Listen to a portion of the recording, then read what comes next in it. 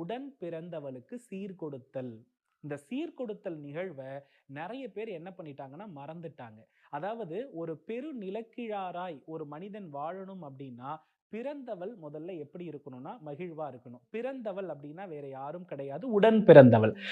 எந்த அளவுக்கு, ஏன்னா கன்னிகாதானம் என்பது எளிமையான விஷயமே கிடையாது.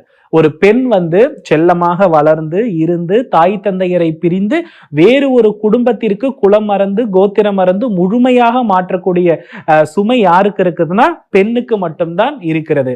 அப்போ அவள் வேறு ஒரு இடத்திற்கு சென்று அவளை மகிழ்ச்சியாக பார்த்து கொள்வதில் தான் ஒரு சகோதரனுடைய செல்வநிலை உயரும் அப்படின்றதுதான் இந்த போகியினுடைய மிகப்பெரிய தாற்பயமே.